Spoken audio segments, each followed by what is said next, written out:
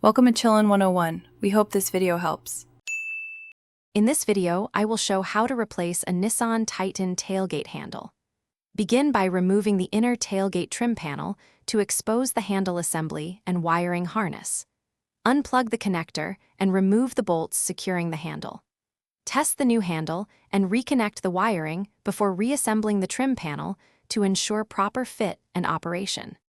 Remove any visible screws around the inner tailgate panel and use a trim tool to pop out panel clips slowly. Work around the edges to avoid cracking the plastic and lift the panel away carefully. Set the panel aside and inspect the backside for wiring clips and fasteners that secure the handle assembly to the tailgate. Keep screws and clips organized for a smooth reinstallation. If you're finding this video helpful, please subscribe and like to support more guides and tips.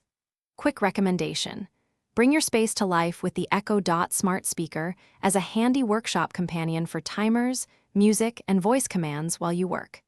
Check the description for the link and other deals that make projects easier. Then now let's get back to the video. With the panel removed, unbolt the handle assembly and slide it out while supporting the tailgate interior. Position the new handle and hand start the bolts to ensure proper alignment before torquing them securely.